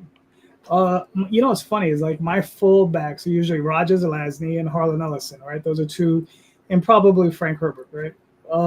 Famous authors back in the day. But I have to say someone that's a little bit more contemporary would probably be Guillermo del Toro, because I like the artistry that he brings to his films. Mm-hmm. It's especially nice to see when he gets interviewed and he talks about his films and he starts like I said, the things that he brings to those films, color, as a writer, am I thinking about color all the time, right? Like he's talking about color, right? He says, how does that establish a mood? How does that establish, you understand, an emotion, right? Mm-hmm. How whenever this particular character shows up in the scene, this color is always in that scene, right? And there's always this emotional beat with these colors, right? And he breaks down his movies like that, and I find it to be very very fascinating whenever I hear him talk about this stuff. So I think that's one of the guys who probably can't get enough of, although he has done a couple movies I don't like. Well, I think there's one movie I really don't like. Yeah. And which one? It's the one he won the Oscar for. Shape of Water. Shape of Water. I hated that fucking movie. Interesting. Really? Interesting. Okay. Beautiful movie, but the lady having sex with the monkey. It's wackadoo. Oh, it's a wackadoo thing. It's just like, I get it. You wanted to do the Abe Sapien movie, but Abe Sapien could talk the pants off of just about any lady, right? This particular thing. I'm like, lady, you're screwing a chimp. It was one of those things where I was like, I just couldn't get with it. I felt it was animal abuse at that point. But beautifully shot. The movie was beautiful, but I just couldn't get into that one. But I think I like everything else he's ever done. I mean, I've seen Kronos, I've seen his older movies. Really, really enjoy even the stuff that he's produced. I've enjoyed those as well. So, did you ever notice that The Shape of Water is just Splash? It's just a movie. Splash. I've never seen Splash, believe it or not. Wow. Yeah. That's wild. You probably like the coupling more in that one, I think. Oh well, what's her face is a lot hotter. So yeah. To me, it's like that's what I was watching that movie and I was like, oh, this is just Splash. Like it has the same ending and everything. It's just Splash. It is. Yeah, that's not even a stretch. That's not even a hot take. Like it is Splash with the creature from the Black Lagoon. Yeah. Right. So yeah, but that's the one film I don't care for in his library, and it's funny that he won a damn Oscar for it. I was like, okay, you know. It was due. It was one of those. It's due. It's like Labyrinth should have been the one. Yes. Missed out. But here you go. Right. Yeah. Pan's Labyrinth was definitely the one he should have gotten it for. Yeah. Mm-hmm. Randy, Tom, you got anything? No, this is your show. You do. Jesus Christ! I have a lot, you know. Just Jesus Christ! All right, you guys are lucky that I always write about 5 questions for every show. Yeah. And I usually only get to ask 3, so I have a lot of leftover questions, a lot of prior shows. keep a notebook. No, I just got a stack of paper. That too. Yeah. Yep. Organize. The I don't know. constant fight. It's not organized. None of it's organized. Yeah. There you go. Can't be organized and be artistic at the same time. It's just It's hard. It's hard. I mean, you gotta be on some level, but it's hard. it's just a constant fight. Here's something for you guys. That's why I have that Kurt. What Go makes you guys happiest in doing indie comics? Like, what's that happy moment for you? Right? What's that feel good? You know, what's that thing? You know, Tony, you were up.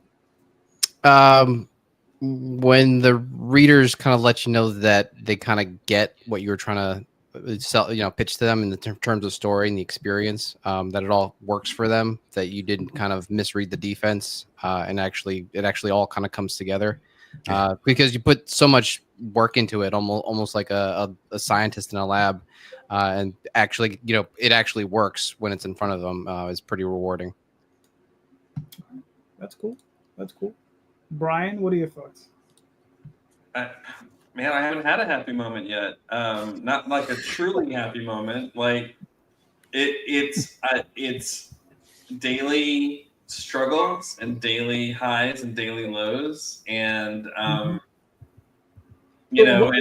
what's that thing that gives you that endorphin hit? What is that? The blank page kind of like gives me that I'm the happiest I ever am before I make the thing. And then it's all kind of downhill from there. And then it's just kind of that next moment when I'm creating again. That's when I'm kind of happy, We'll see. All right.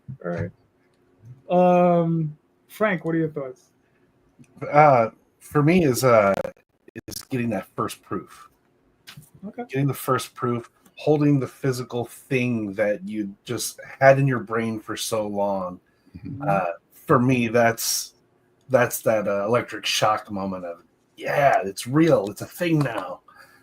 And then everything beyond that is just all anxiety as far as, trying to sell it, market, get it in people's hands, hope they like it. I could do without all of that.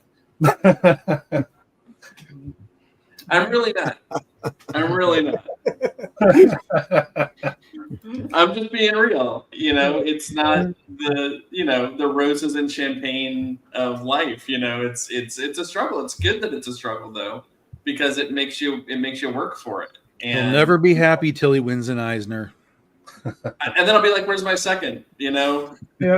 And that's okay, because that's how it's supposed to be. We're not supposed to be happy. We're supposed to be working. And that's a bookshelf half empty thought process. I need another Eisner. Then he's gonna be like, "Where's my ink pot?" Oh yeah. I should just make a list. His bucket list is just like Academy Award, Grammy. I have a family. That's kind of where the happy is, right? So everything else, it's the good stuff. It's good. It's just not. It's not going to be that elation, because that's okay. That's all right. Fair enough. Randy, what are your thoughts? For me, working in indies is the joy. I mean, especially when I'm doing my own stuff or working on my own material, it's the freedom of being able to express yourself and not have that corporate guidelines hanging over your head, have to do this or have to do that. With working on the Atlantean, it's the pleasant surprises that come in. I'm in the middle of a plot, and suddenly there's this big twist that happens. Oh, well, this isn't, I always end up at a different destination than from where I started, especially when I'm going through and scripting and writing in full dialogue. The little points that end up popping up to make the tapestry so much better. And again, like what W says, actually getting that book and holding it in your hand, there's nothing like, there's no feeling like that. It's like holding your kid for the first time. And it's just the pure joy. Being doing comics in general for me is everything. I just love the art form, the story picture combination, and all of the different techniques and iterations and genres that come out of it. Just never get tired of it. Just love this business. Not so crazy about the marketing and selling. I'm not good at it, and I have a rough time with it, in which we had somebody out there, or some method out there better than what we've got now, especially now out there. I just love seeing what Philbo is doing and some of the distance that he's making, and wish him nothing but the best of intentions for that, because I've tried to be a distributor in the past, and it is not an easy job at all. And I just wish him all the luck in the world on that. And it looks like he's doing okay. I think he had a big push here in San Diego, and I really hope it comes out well for him, because retailers really need something. Comics really needs something right now, especially a shot in the arm, which is nice to see. For example, the movies doing what they're doing now, and that just the feel of them are so much better than what's been out the last couple of years. And the whole industry, there has to be a way, in my opinion, to get this art form out in front of larger masses. And to, it's obvious when you look at manga and the kids and what they're eating up there, it's all imagination, and it's all power and quality that they're eating up. And there needs to be more of that, not just in American comics, but in the medium in general. And can't get enough of that. It's always fun to see.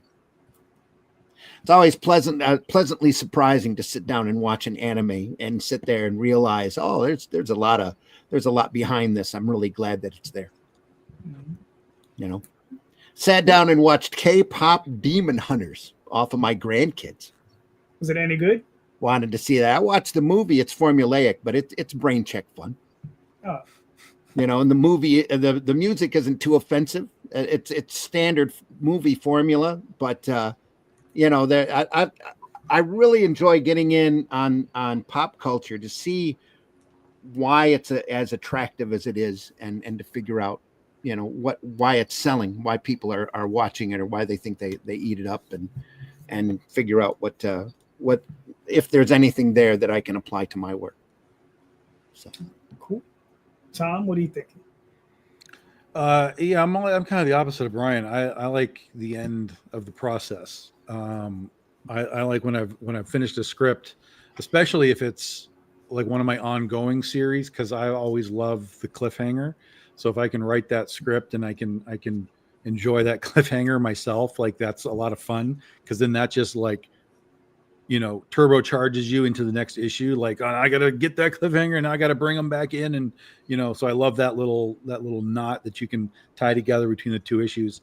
But I also just love like finishing. If it's like a mini series, I was like, oh, it's done. Like, this is done. I feel like there's a sense of completion of this is finished. I love the forward motion of it all. So if a script is done, that means I'm forward. I'm on to whatever's next. There's never a lag for me. There's always something else, but it's like, oh, this is done. I feel like I completed something. On to the next one. I love the forward motion, the constant forward of comics.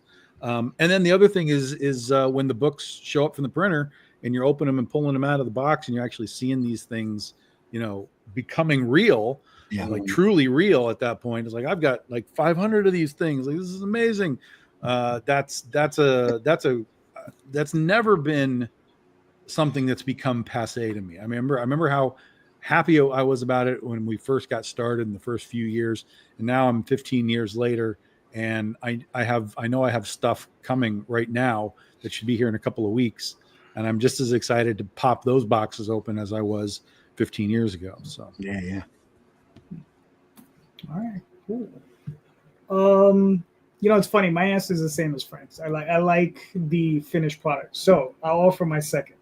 It's getting new artwork from the artists, right? So like 2 or 3 times a week, I'll be getting pieces of artwork. Usually it's 1 page, sometimes the cover, whatever it is. And that's always cool. That's like, even if I'm having a bad day, I get that artwork and I'm like, my day just got better. So that's always a good thing for me. It's just like, I'm like, oh, all right, cool. So, we're 1 more page further into the thing. Yeah, checking those boxes like Tom was talking about, making progress. Mm-hmm.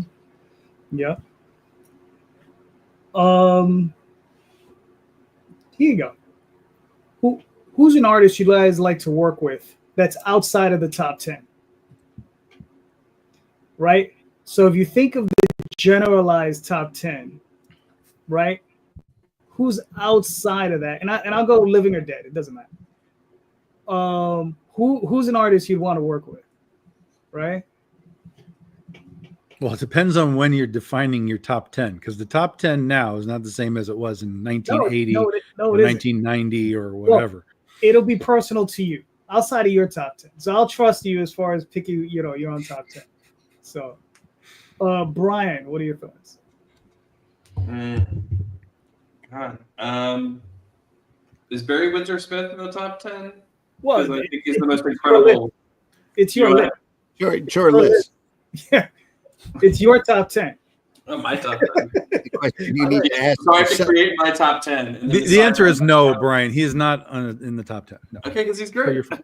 Yeah, no, I would challenge 100 people at random to tell me who Barry Windsor Smith is, and Okay. I would be surprised if 20 of them knew who he was. Because next to Arthur Adams is my favorite.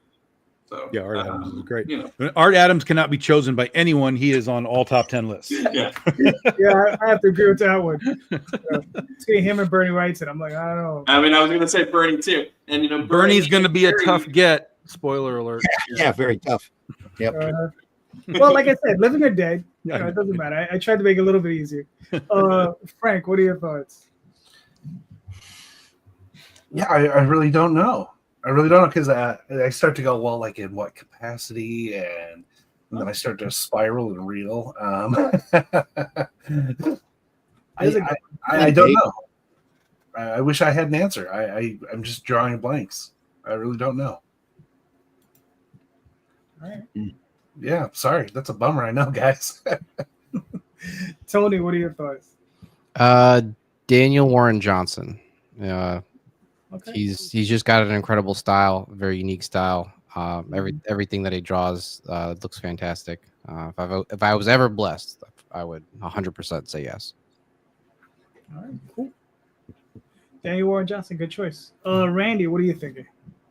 I'd love to write something for Alex Toth, but I'm sure I'd get my ass chewed for doing it from Al, because it wouldn't be right. But other than that, Walt Simonson, I'd love to write something for him to do. Alex Nino, especially. I've got a fantasy book that C. Michael Lanning did the artwork on that I'm reminded at least weekly by the wife that I need to get back to as soon as I can. And that work turned out, I'm still especially pleased with it. And the wife absolutely loved it. So I know I'm on the right track there. Man, other than that, I don't know. There's so many great guys. I would have loved to have written something for Jim Aparo. That would be fun. I'm in awe of his abilities. Just unbelievable work. That very underrated.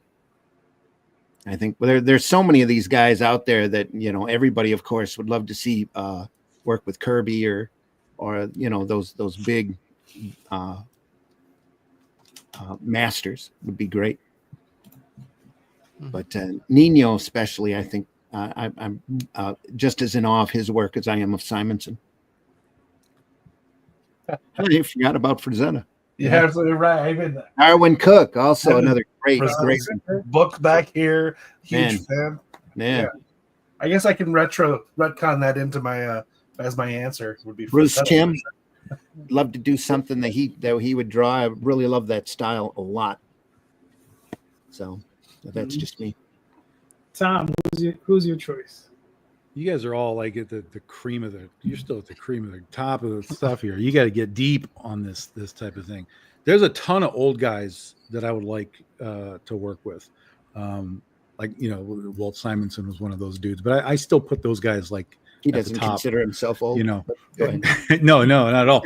But like I still consider those guys like in the top. Like just amazing. They're just great stuff. So to kind of come out of those sort of realms. There's a guy who I've always loved, who I think in the art world, people love him and they think he's great, but he does so little that he gets very overlooked. And that's Travis Charest. You guys know Travis Charest? Yeah. Amazing. Amazing stuff this guy does. That would be a fantastic get. I would love to get something from him sometime. He'll do a cover, won't he? Like I feel like I see him pop up. He does stuff, yeah, but he's just not a regular guy. He's just not, he's just not like monthly with Marvel or even Image or any of that anymore. It's just sort of he's one of those dudes that just kind of does stuff. Maybe when it comes across his table and he's like, oh, that sounds interesting. Let me do that. It's like Alex Ross, right? He just does whatever he wants to do now. It's not even a matter of like he has to do things. He's just like nobody's asking him to do Gotcha Man. He's just doing it. Exactly. Yeah. So Travis Charest, and then there's old guys from when I was coming up. One of the dudes that I loved is he did a big run on New Mutants, like over the Inferno period and stuff. Was Brett Blevins. That guy had like a really great kind of fantasy style that kind of, it was a superhero book, but he did a lot of fantasy stuff with magic and limbo and, all that kind of stuff. So he had a cool like style that would be able to blend those things together in a really cool way. So, and I know Brett's been at some cons in the last few years. So that might be something that's actually attainable, which would be really super cool. And then one of the guys that was a dream and I actually got him was, again, old school guy from the 90s was Joe Chiodo, who was a colorist for Top Cow, and then he was doing covers for Marvel and stuff. And I reached out to him on Facebook and I was like, I'm doing this thing. And he was like, yeah, what do you got? And so I got 2 covers from Joe Chiodo. And that was mind blowing. And so what's the moral of this story, ladies and gentlemen? Just reach out and talk to these folks and you never know what might come about. Some of these things that you might think is just dreamland, like I'll never get that. Right place, right time, right product for the artist. It can happen. I have to say, I never had any appreciation for Ron Frenz when he was working at Marvel. But the stuff, even the convention sketches that he shows on Facebook are just amazing to me. Just fantastic work. It's like, who did Ron Frenz? Really? Oh, that's awesome. Yeah. Frank Cho is also up there for me. Yeah. Yeah. I like the guys who have their own.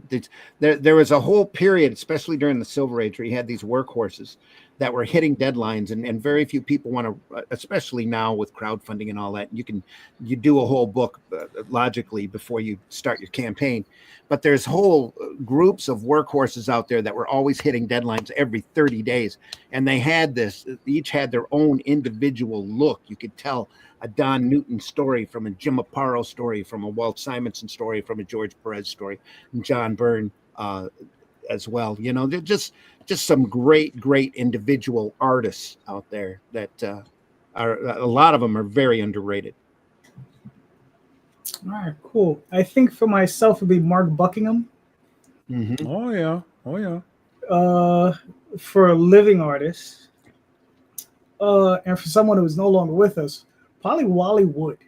Oh yeah. Oh yeah. Well, he's up there on Mount Rushmore. So yeah. I have his panels that always work. I've got them up, but it's just my teacher every day. I've seen some unbelievable stuff online lately from Mike Gustovich. Just sit there and just go, wow, that's really great looking stuff. Oh yeah, I think Mike is better now than he was when he was actually doing books. I Regular. do too. Yeah. Yeah. You guys are still relying on me? There's only like 10 minutes left. I don't know. We can talk throw about a softball. Oh yeah. writing Here we go. process. Yeah. What kind of tree would you be? Do you comics? Oh, there's a fair one for you guys. You guys, any one of you three guys have a question for us? What do you hate the most about your creative process? The one thing that you can't stand about the way that you You create. want us to list? You just the one thing. Yeah, there's probably 10, but if there's One thing, Brian. One thing. If I may go first, brokitude. I hate being broke and wanting, because that's the only thing that stops me from doing more. Is just not having enough cash. That's the only thing. That's the only thing in the creative process that I'm really upset about. Is just like, I just don't have enough cash. Like Mark Buckingham, I think I could get him for a cover. I just don't have the $2,000 to do it. Or I'm not willing to pay it because you wouldn't make it back. Well, not just that is I have to figure what I pay my regular artists and how much more. Like I know they would be more appreciative of that cash and that work than Mark Buckingham, right? As much as I love and respect them, I have to consider my regular artists, my regular team. I know they're going to appreciate those funds and that security more, right? Because I'm pretty sure he's secure, in what he is in life. But yeah, being broke sucks. For me, it's I know that I take too long in like the building process. Like I'm always so people always ask, how long does it take to write? And I'm like, well, when I'm writing, it's fast, but it's the time that it takes for me to actually put it in my brain or whatever notes that I'm putting down to finally say, oh, I have this scene. This scene is done. I can go put it into the script. I know it takes me way too long because I'm always, like I talked about with the Bambi thing earlier, right? It's like I start over here, but then I'm like, it's better. Now it's right way over here. And I know that takes me sometimes way too long to move the needle to where it needs to be to where I can then say, go. So that's the part that I know I have to kind of, work on.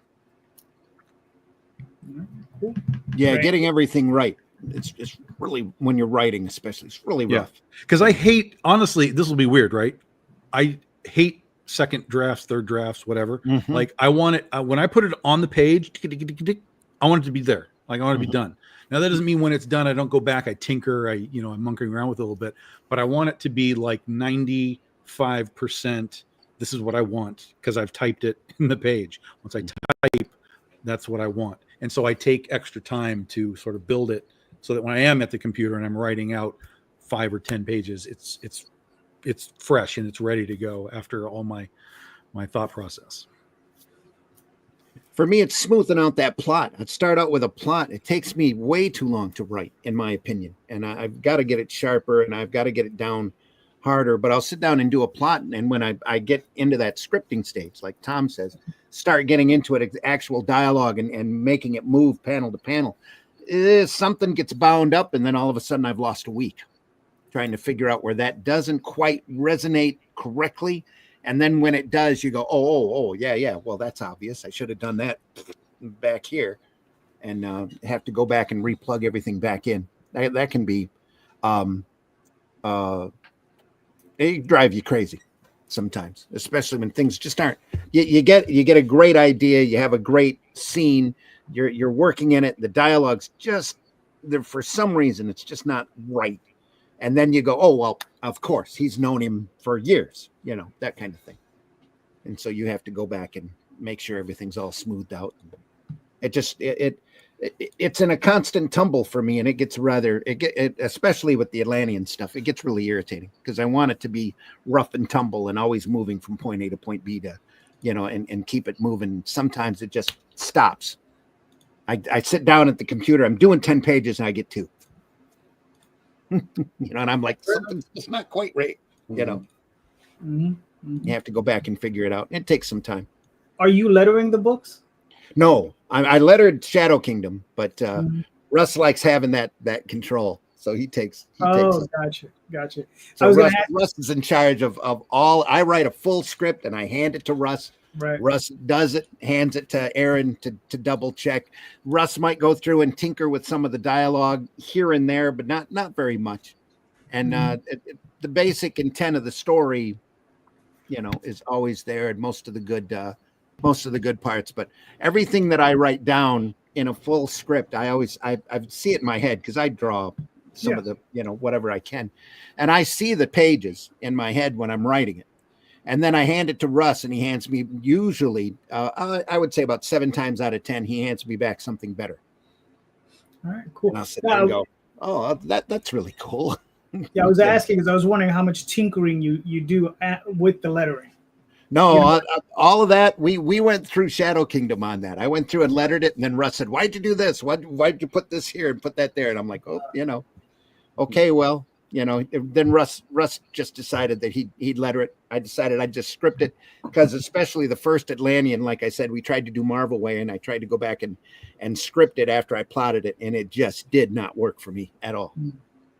So that was a real grueling thing. It still takes me a couple of months to get a good script down. I mean, from plot to finished work, and it's for somebody who's supposed to be doing this on a regular basis, that's just too long. Gotcha. Listen, you're still doing a good job, bro. I read those issues. I'm loving it. And I hope people enjoy it because in the end product has just been, to me, I think it's the best thing that I've been associated with. Cool. Brian, what are your thoughts? I actually quite like a lot of the process. I'd say the thing that annoys me the most about my process is that I keep finding new ways to do it, because I am writing and drawing and doing all these things. Like I just decided I'm not coloring anymore because it slows me down so much. So I discarded that, and now I'm penciling a lot more. I'm inking a lot more, and I feel a lot more comfortable doing that. But now we have to work with the colors, so it's stuff like that. So I'm constantly whittling down and figuring out the best path for me. I just moved my office to a different room. So am I going to work better now because I'm spread out more? I don't know, but that's the part I keep whittling it and figuring out new ways to do it. And maybe one of these days I'll find the right one. All right, cool. It looks like you moved yourself into a cave is what happened. Everything's just black. There you go. Yeah. This is the game. It's like the center of our house. The dogs are freaking out. But, not in the office anymore. My wife had an office, and I shared the closet inside of the office, and that's where I shoved my drawing desk and all my stuff. And she works at home, so I was like, I'm just in there making noises, and I'm like, I'm cramped, so I started working on the couch. I was like, this doesn't feel like art. So I figured out we're here now.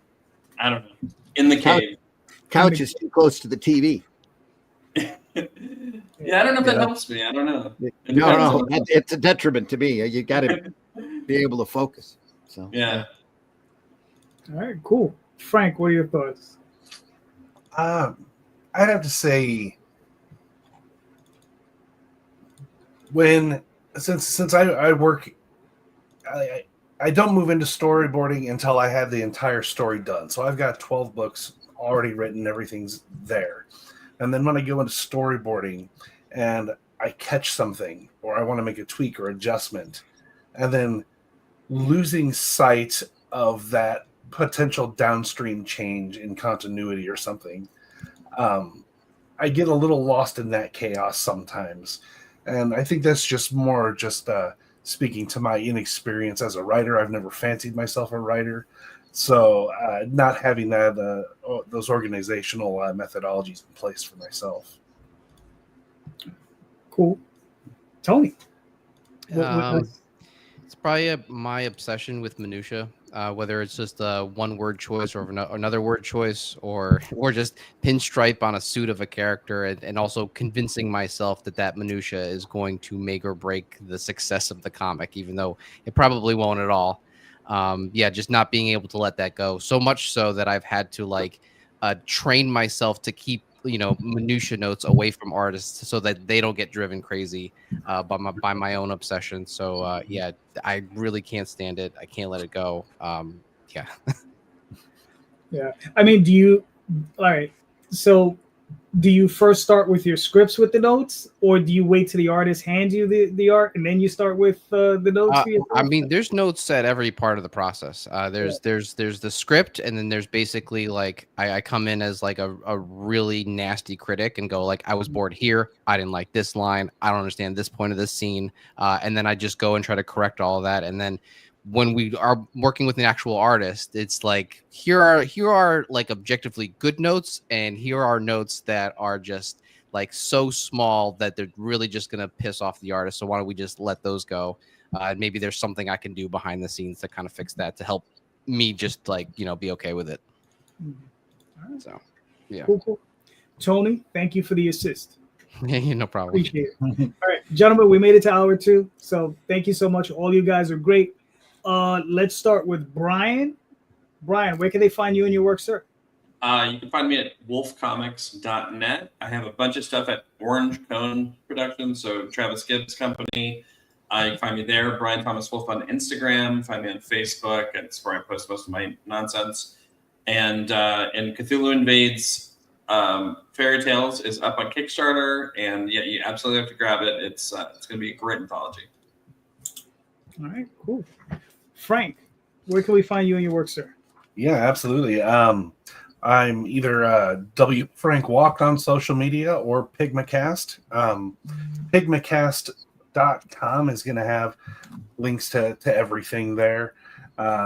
It's got my portfolio, it's got my past works, things I'm currently working on. It's got a direct link to the Hellstones Kickstarter, which is ending here in just a couple of days. So go check that out. All right, cool. Tony. On Twitter at T/J, Instagram at BananaBat. Moonshine is live on Kickstarter. Definitely go back it. It's a great series. If you love westerns, you love space settings, we really fully commit to that. So definitely go check that out. All right, cool. Brandy. What are we doing? I was busy looking here at BMD Nerd, asking how you guys ensure you haven't written something boring.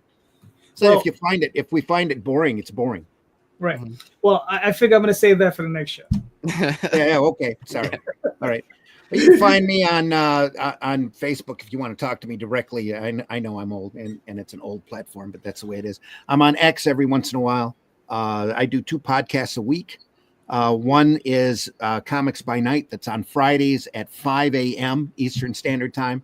The other one is the Sunday Funnies at 9 a.m. On Sundays, Eastern Time. And both of those programs, we dig up great old comics and we look through them, critique them, talk about them, and get inspired by them is the easiest way to say it. And we've gone through a lot of material, and there's so much more because there's so much great comics out there. So we've recently looked at R. Crumb. We looked at Saber by Galassi and McGregor. We just got done looking at a Long Range of Superman. We're going through on Sundays and looking through Crime Does Not Pay, which if you've never read or seen it and you enjoy gory horror books, you're going to love this gory crime stuff. It's just unbelievable with a 1950s noir dialogue in it that's just amazingly hilarious. So we go through it and read all of that as we go along as well.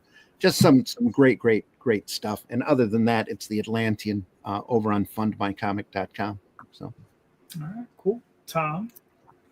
We pretty much live on Facebook. That's where we do most of our stuff, but we're on Instagram and the Twitter or whatever it is too. So you can find us wherever you do that stuff. If you need books, bigdoginc.com. That's where our web store is. We do Kickstarters pretty much at least quarterly throughout the year. We've got 3 more the rest of the year. So keep your eyes open for that. And then next year we start the 15-year anniversary of The Legend of Oz, The Wicked West. That starts in January. All right, cool. So you can find me on Facebook, Twitter, Instagram, all the different places. Here's most Sunday nights, with various fantastic guests like these gentlemen. And very soon back on Kickstarter. I haven't decided which book I'm going to launch next. It's either the Oswald Chronicles or Dreaming of Living 2. Yeah, I know. Sorry. Yeah, the burden of having to decide. Put them all on a dartboard. Yeah, I know. It's rough. But please, everyone, check out the show notes because everybody's links are in those show notes. Please click those links, pick up those books. Those are all of these guys are making really good books, right? So please pledge to those books, buy those books. They all deserve your support. They all deserve your attention, right? So thank you so much. And remember, everybody, read more indie comics, especially ours. Have a good night. Thank you. Thank you.